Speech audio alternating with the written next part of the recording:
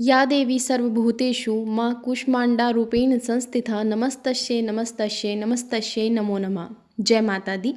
आज है तृतीया तिथि और नवरात्र है आज चौथा।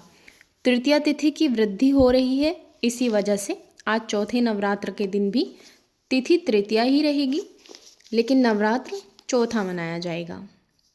आज हम सुनेंगे दुर्गा सप्तशती से अध्याय 5, 6, 7 और 8। लेकिन उससे पहले हम सुनेंगे श्री दुर्गा स्तुति। तो अपने चित्त में माँ कूष्मांडा का ध्यान रखते हुए आइए श्री दुर्गा स्तुति को सुनते हैं।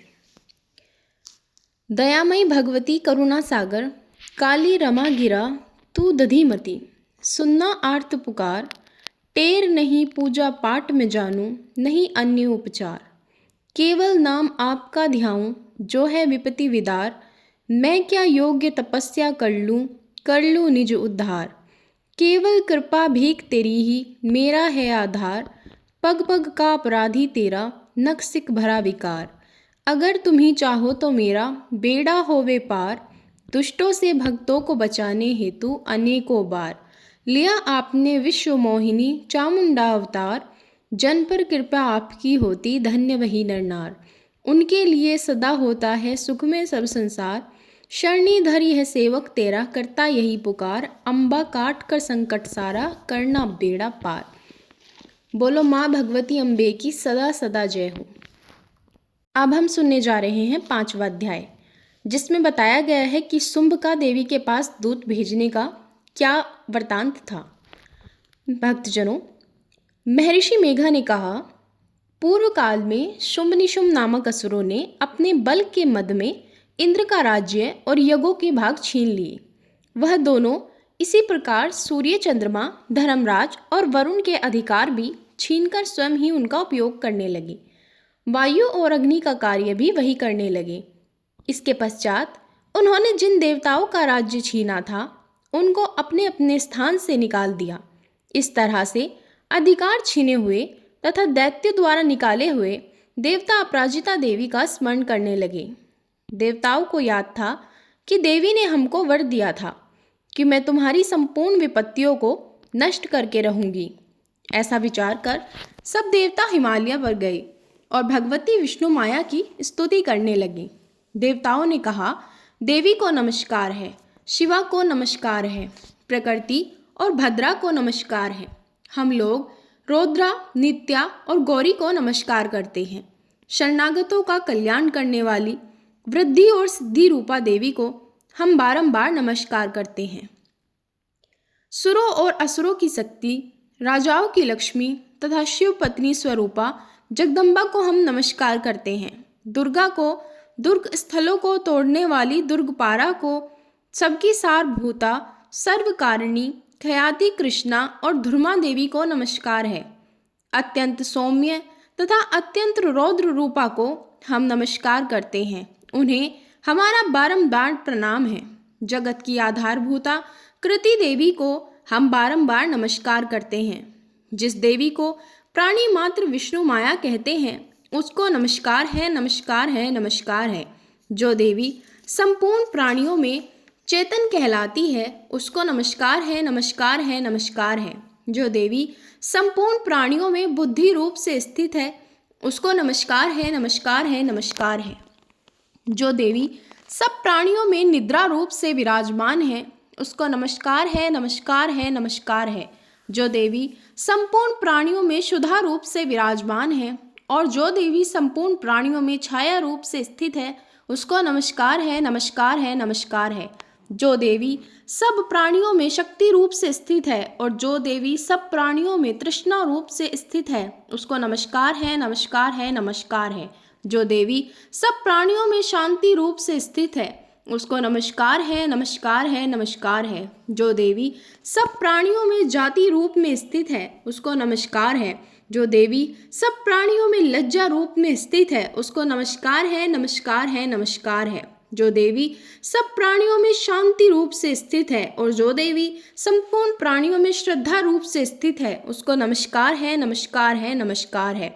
जो देवी संपूर्ण प्राणियों में कांति रूप से स्थित है और जो देवी सब प्राणियों में लक्ष्मी रूप से स्थित है, उसको नमस्कार है, नमस्कार है, नमस्कार है। जो देवी सब प्राणियों में स्मृति रूप से विराजमान है और जो देवी सब प्राणियों में दया रूप से स्थित है, उसको नमस्कार है, नमस्कार है, नमस्कार है। जो देवी संपूर्ण प्राणियों में दया रूप से स्थित है और जो देवी सब प्राणियों में तुष्टि रूप से स्थित है, उस देवी को नमस्कार है, नमस्कार है, नमस्कार है। जो देवी संपूर्ण प्राणियों में भ्रांति रूप से स्थित है और जो देवी संपूर्ण प्राणियों में नित्य व्याप्त रहती है, जो देवी चैतन्य रूप से इस संपूर्ण संसार को व्याप्त करके स्थित है, उसको नमस्कार है, नमस्कार है, नमस्कार है।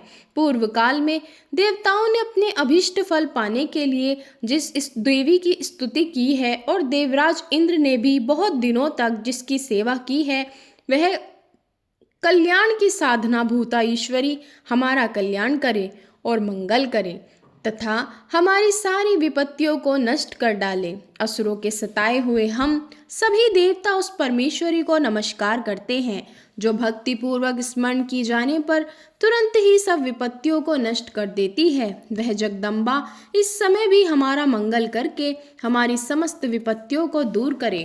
महर्षि मेघा ने कहा, हे राजन, जब इस प्रकार देवता स्तुति कर रहे थे, उसी समय पार्वती देवी गंगा में स्नान करने के लिए आई।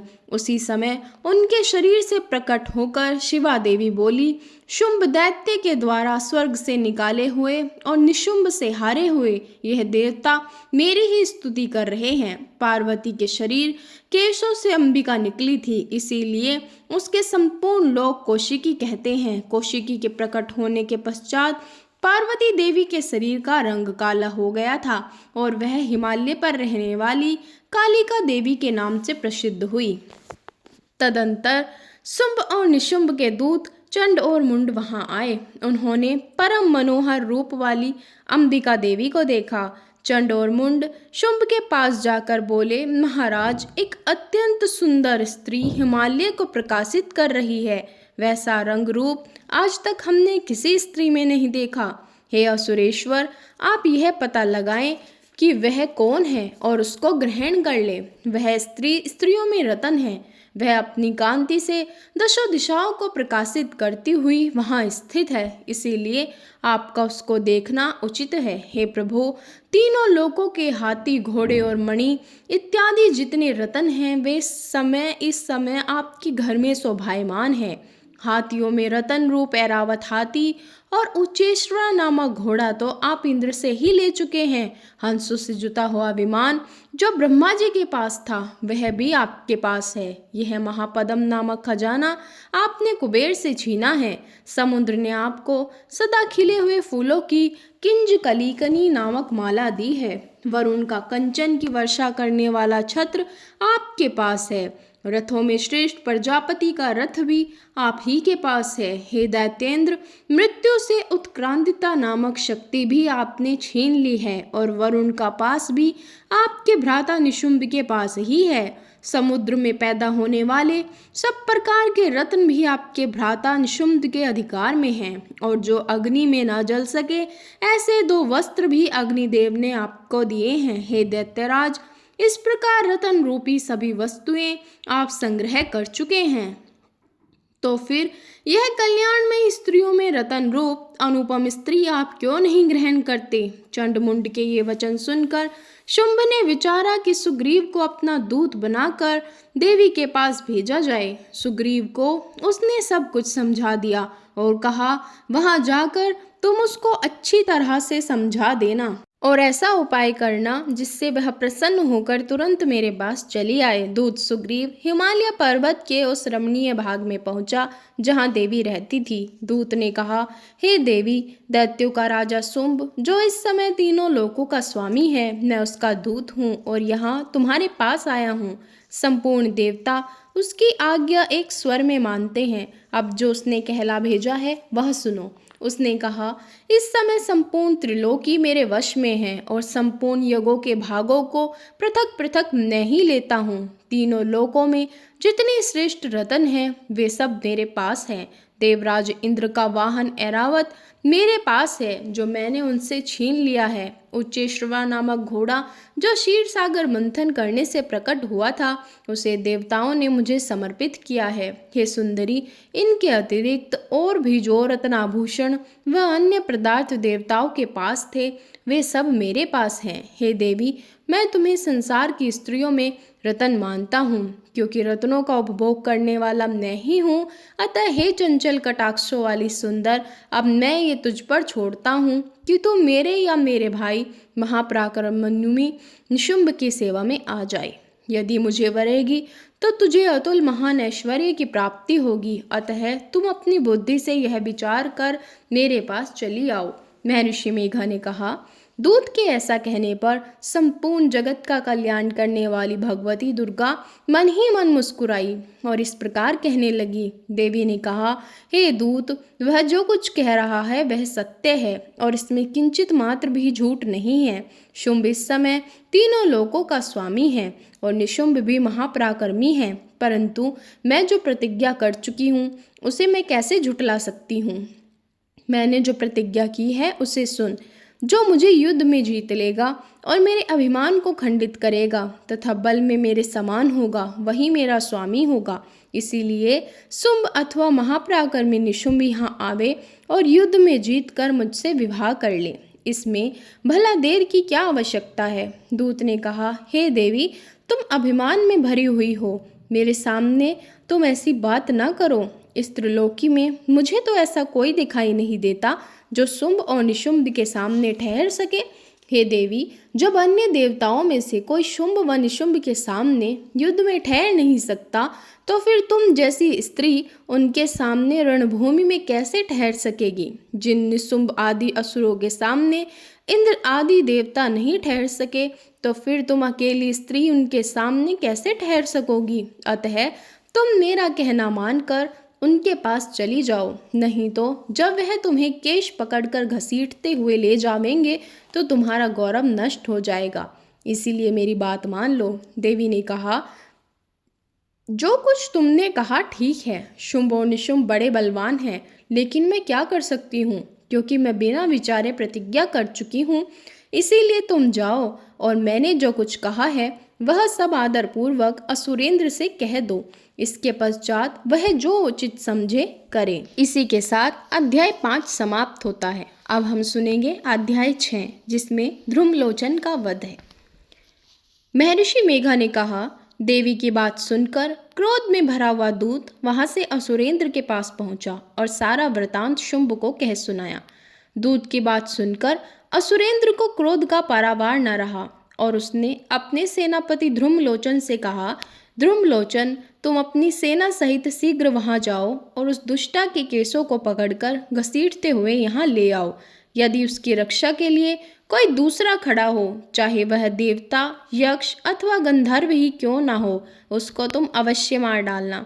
शुंभ के इस प्रकार आज्ञा देने पर ध्रुमलोचन 60,000 राक्षसों की सेना लेकर वहां पहुंचा और देवी को ललकार कर कहने लगा, अरे तू अभी शुंभ और निशुंभ के पास चल। यदि तू स्वयं मेरे साथ ना चलेगी तो मैं तेरे केशों को पकड़कर घसीटता हुआ तुझे ले जाऊंगा। देवी बोली, असुरेंद्र का भेजा हुआ तेरे जैसा बलवान यदि बलपूर्वक मुझे ले जावेगा तो ऐसी दशा में मैं तुम्हारा कर ही क्या सकती हूँ। महर्षि मेघा ने कहा। यह सुनकर ध्रुमलोचन देवी की ओर लपका, किंतु देवी ने अपने हुंकार से ही उसे भस्म कर डाला। यह देखकर असुर सेना क्रुद्ध होकर देवी की तरफ बढ़ी। उसी समय अंबिका ने उन पर तीखे बाणों, शक्तियों तथा फरसों की वर्षा आरंभ कर दी। इतने में देवी का वाहन भी अपनी ग्रीवा के बालों को झटकता हुआ और बड़ा भारी शब्द करता हुआ असुर सेना में कूद पड़ा। उसने कई असुर अपने पंजों से, कई अपने जबड़ों से और कई को धरती पर पटककर अपनी दाढ़ों से घायल कर दिया। उसने कई असुरों के पेट और अपने नखों से फाड़ डाले और कई असुरों को तो केवल थप्पड़ मारकर सर धड़ से अलग कर दिया। अपनी गर्दन के बालों को हिलाते हुए उसने कई असुरों को पकड़कर उनके पेट फाड़कर उनका रक्त पी डाला। इस प्रकार देवी के उस महाबलवान सिंह ने क्षण भर में असुर सेना को समाप्त कर दिया। शुंभ ने जब यह सुना कि देवी ने सेनापति ध्रुमलोचन को मार डाला है और उसके सिंह ने सारी सेना का संहार कर डाला है, तब मारे क्रोध के उसके होठ फड़कने लगे। उसने चंड तथा मुंड नामक महाअसुरों को आज्ञा दी, हे चंड, हे मुंड, तुम अपने साथ एक बड़ी सेना लेकर वहां जाओ और उस देवी के बाल पकड़कर उसे बांधकर तुरंत यहाँ ले आओ। यदि उसको यहाँ लाने में किसी प्रकार की बाधा हो तो अपनी सेना सहित उससे लड़ते हुए उसको मार डालो। जब वह दुष्टा और उसका सिंह मर जावे तब उनके शवों को बांधकर यहाँ ले आना। और इसी के साथ छठा अध्याय भी समाप्त होता है। बोलो भगवती अम्बे की सदा सदा जय हो। अब हम सुनेंगे अध्याय 7। महर्षि मेघा ने कहा, दैत्यराज की आज्ञा पाकर चंड और मुंड चतुरंगिनी सेना साथ लेकर हथियार उठाए हुए देवी से लड़ने के लिए चल दिए। हिमालय पर्वत पर पहुंचकर उन्होंने मुस्कुराती हुई देवी जी को सिंह पर बैठे हुए देखा। जब असुर सेना उनको पकड़ने के लिए तलवार लेकर उनकी ओर बढ़ी तब अंबिका को उन पर क्रोध आया। मारे क्रोध के उनका मुख काला पड़ गया, उनकी भ्रुकुटियां चढ़ गई और उनके ललाट से अत्यंत भयंकर तथा अत्यंत विस्तृत मुख और लाल आंखों वाली काली प्रकट हुई। काली देवी अपने हाथों में तलवार और पाश लिए हुए थी। वह विचित्र खड्ग धारण किए हुए थी और उन्होंने चीते के चर्म की साड़ी एवं नरमुंडों की माला पहन रखी थी।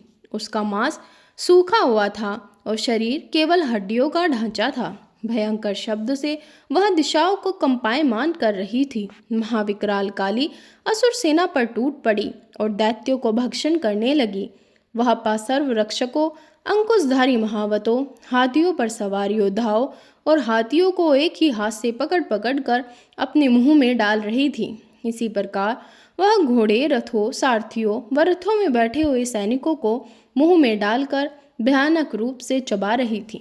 वह किसी के केस पकड़कर, किसी की गर्दन पकड़कर, किसी को पैरों से दबाकर और किसी दैत्य को छाती से मसलकर मार रही थी। वह दैत्यों के छोड़े हुए बड़े बड़े अस्त्र शस्त्रों को मुंह में पकड़कर और क्रोध में भरकर उनको दांतों से पीस रही थी। उन्होंने कई बड़े बड़े असुर को भक्षण कर डाला, कितनों को रौंद डाला और कितने ही डर के मारे भाग गए। कितनों को उसने तलवार से मार डाला और कितनों को अपने दांतों से समाप्त कर दिया।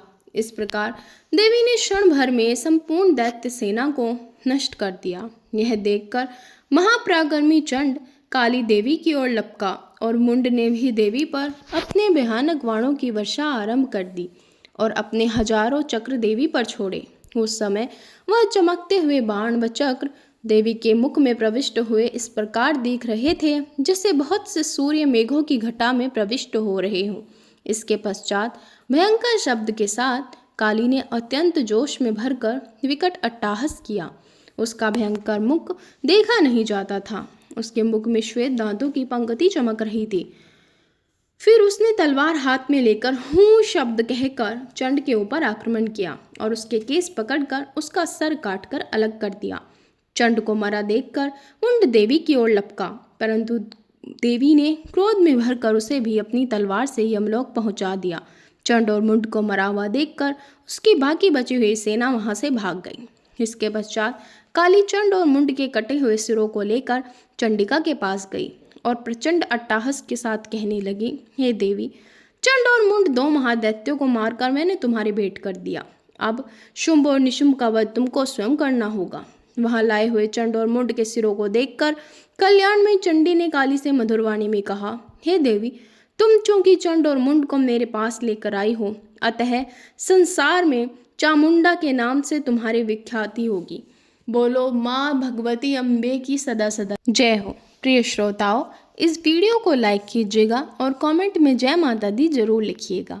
आपका दिन शुभ हो व माता रानी आप पे, आपके पूरे परिवार पर अपनी कृपा दृष्टि सदा और सर्वदा बनाए रखे। जय माता दी।